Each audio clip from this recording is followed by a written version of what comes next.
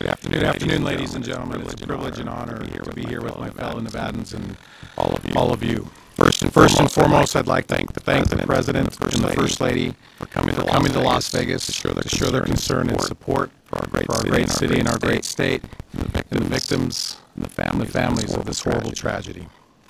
I also want to thank the Sheriff Lombardo, and the men and women of the Metropolitan Police Department for their courage, their bravery, professionalism, and everything that they've done for us. It makes me so proud as a governor.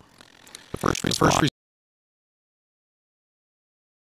nation provided so much love and care for all the people that were harmed by this horrible incident. The medical community, the men and women at all our hospitals who came to the aid of all these people. The employees at MGM Resorts and how they responded as well. And everyone else, perfect strangers, and how they responded to this and gave love and assistance to their fellow man. I also want to thank the people from across the country and across the world for their outpouring of support and generosity that has come here. It's unprecedented in our history. It makes us feel like we're not alone and gives us strength.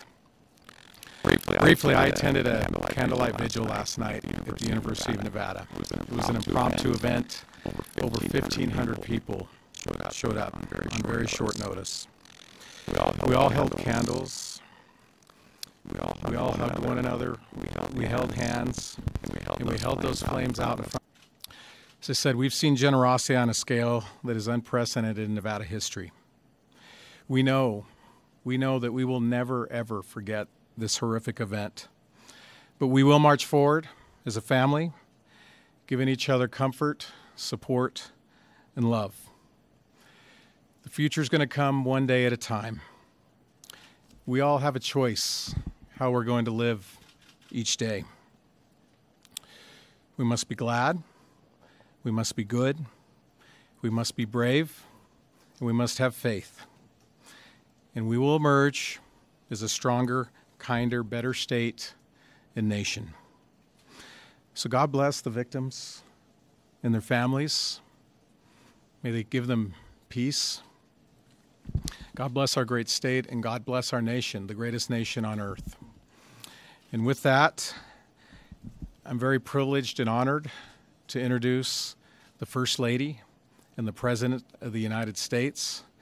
I personally want to thank them on behalf of all the people of Nevada for taking the time to come out here and provide us their support and their comfort and everything else that they're going to bring to us. So with that, ladies and gentlemen, I'd like to introduce the President of our great nation, Donald Trump. Thank you.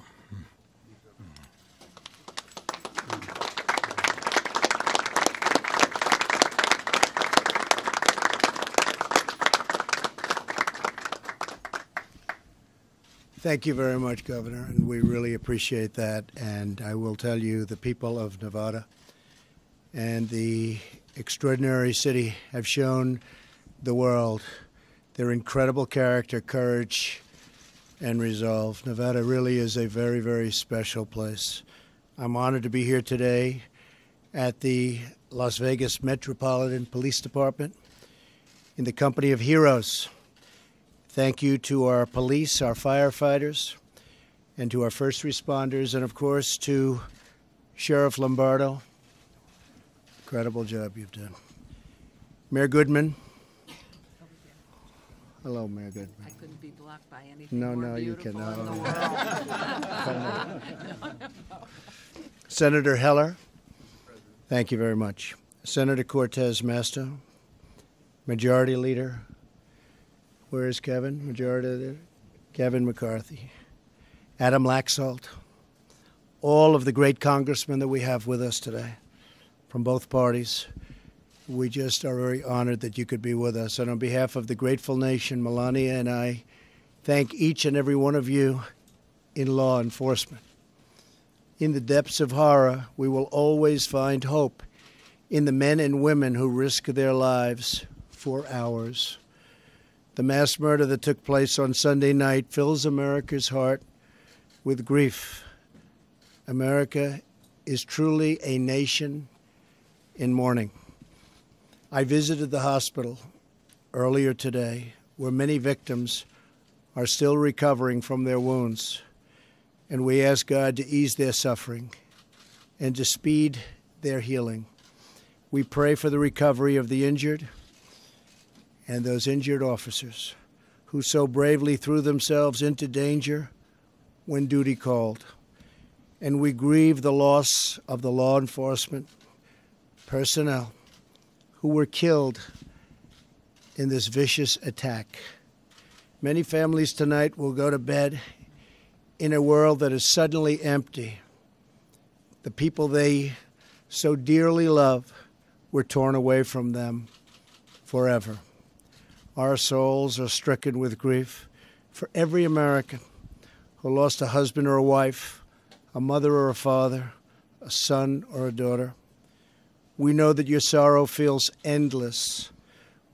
We stand together to help you carry your pain. You're not alone. We will never leave your side. Here at the police department, we remember one of our own who died this week, Charles Hartfeld. He was a very, very special person. Officer Hartfeld was a proud veteran, a devoted husband, a loving father. His death is a tragic loss for this police force, for the city, and for our great nation. We struggle for the words to explain to our children how such evil can exist, how there can be such cruelty and such suffering. But we cannot be defined by the evil that threatens us or the violence that incites such terror. We're defined by our love, our caring, and our courage.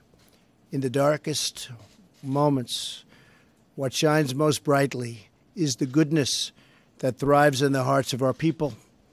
That goodness is our lighthouse, and our solace is knowledge that the souls of those who passed are now at peace in heaven. Here on earth, we are blessed to be surrounded by heroes.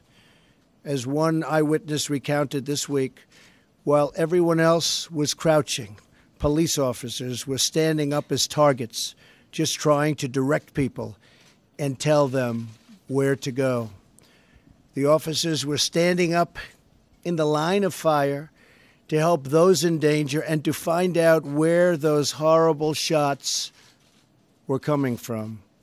Words cannot describe the bravery that the whole world witnessed on Sunday night. Americans defied death and hatred with love and with courage. When the word and the worst of humanity strikes, and strike it did, the best of humanity responds. Parents and spouses used their own bodies as shields to protect their loved ones. Americans dashed into a hail of bullets to rescue total strangers. Joining us today are many of the heroes who were here during that horrible moment, that horrible night, including Las Vegas Metropolitan Police officers Tyler Peterson and Tana Gurley and civilian Aaron Stalker. Officer Peterson was on his second day on the job when the shooting began. I just visited him in the hospital. Within minutes, he joined a group of officers rushing between flying bullets to clear the fairground and save lives. Officer Gurley was off duty attending the concert. Although she was unarmed, as soon as the shooting began, she threw on a yellow police vest and began evacuating victims. And Aaron Stalker, a veteran, rushed to the scene to search for his loved ones, but when he couldn't find them, he began helping every person he could. As he recounts, we used the plastic barriers as gurneys to carry the injured to transportation. I made splints out of whatever I could find and used anything to stop the horrible bleeding. Among the wounded was the mother of Aaron's girlfriend. She is still in the hospital, and we are all pulling for her. To every hero we helped, every hero saved so many lives.